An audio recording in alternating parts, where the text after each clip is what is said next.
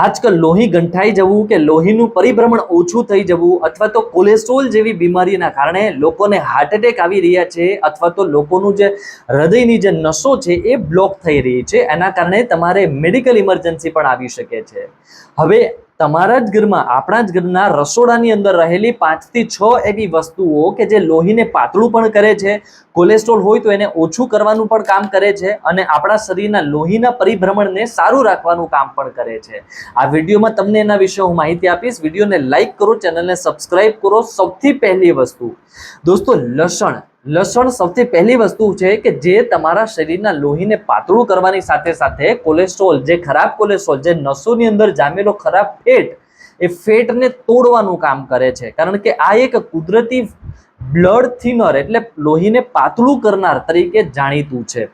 આની અંદર એલિઝિન નામનું એક તત્વ રહેલું છે કે જે સૌથી વધારે લોહીને ગંઠાતું અટકાવે છે. લોહીના જે ગઠ્ઠા થતા હોય ને એ થતા અટકાવે છે. લોહીનો જે મતલબ એક જગ્યા ઉપર જમા થઈ જવું, એના કારણે બીજું લોહી આગળ જઈ ન શકે, એટલે હૃદયમાં જલ્દીથી પ્રેશર આવે, દુખાવો થાય, હાર્ટ એટેક આવે. બરાબર છે? તો લસણ રોજ સવારે ઉઠી 1 થી 2 લસણની કળી થોડી શેકીને તમે ખાવાનું રાખશો થોડા દિવસ માટે, તો લોહી જલ્દીથી થીન થશે, એટલે પાતળું થઈ જશે.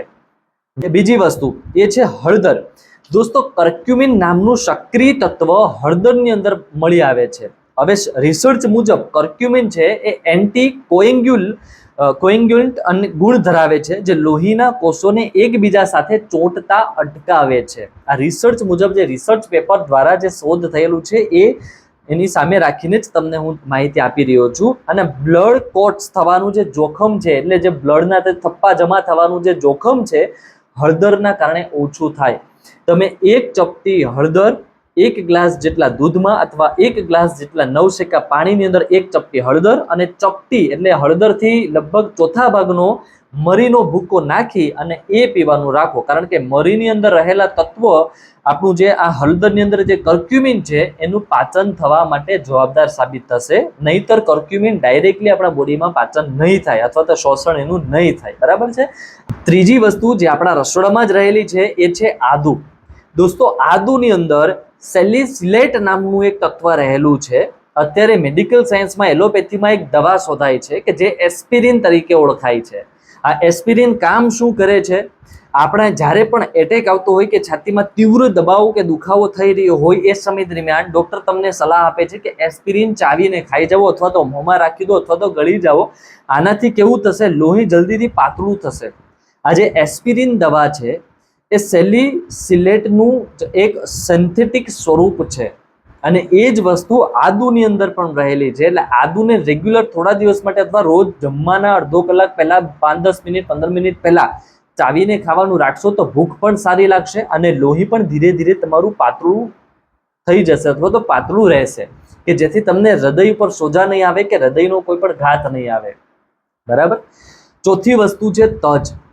તજ આપણા રસોડાનો એક મસાલો છે. બરાબર છે? તજની અંદર કુમારીન નામનું એક તત્વ હોય, એક શક્તિશાળી બ્લડ થિનિંગ એજન્ટ તરીકે ઓળખવામાં આવે છે. આની અંદર રહેલું એક કુમારીન નામનું એક તત્વ કે જે બ્લડને થીન કરે છે, બ્લડને પાતળું કરે છે. જે લોકોને બ્લડ એકદમ જાડું થઈ ગયું હોય, કોટ જે મતલબ થપ્પા જામી ગયા હોય, અંદર જે બ્લડ જામી રહ્યું છે, એ બ્લડને પાતળું કરવા માટે રેગ્યુલર થોડા દિવસ માટે તમે રોજ સવારમાં ઉઠી 1 ગ્લાસ પાણીમાં અડધો અથવા તો 5 ગ્રામ જેટલું તજ નાખી અને એ પાણીને તમારે ફૂલ ઉકાળવાનું છે. એ ઉકાળો અડધો ગ્લાસ જેટલો રહી જાય ત્યાં સુધી તમારે એને ઉકાળવાનું છે. એ પછી તમે થોડું ઠંડુ પડી જાય એટલે પીવા લાયક થાય ત્યારે તમે ધીરે ધીરે ખાલી પેટે તમારે એ પાણી પીવાનું છે, તજનું પાણી. આ બ્લડ પ્રેશરને પણ ઘટાડે છે અને લોહીને પણ પાતળું કરવાનું કામ કરે છે.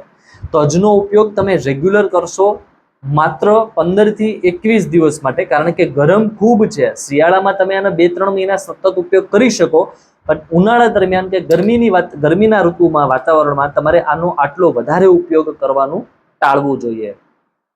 ત્યાર પછી અર્જુનની છાલ, કે જે છઠ્ઠી વસ્તુ છે અર્જુનની છાલ. અર્જુનની છાલને તો આયુર્વેદમાં હજારો વર્ષોથી હૃદય માટે એક સર્વશ્રેષ્ઠ ઔષધિ ગણવામાં આવી છે.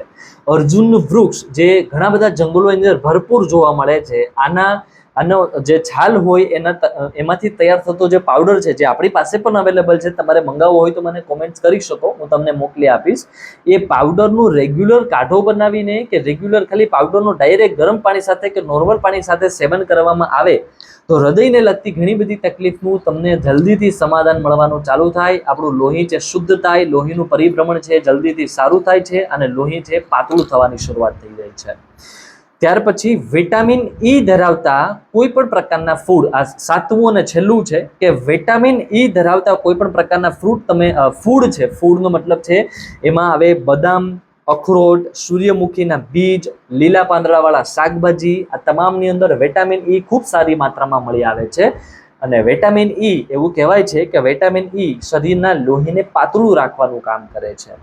આ વિડીયો ગમ્યો હોય તો બધાને શેર કરી દો. ચેનલ ઉપર તમે જલ્દીથી નવા હો તો સબસ્ક્રાઇબ કરો, કોમેન્ટ કરો, વિડીયોને લાઈક કરી દો. આભાર.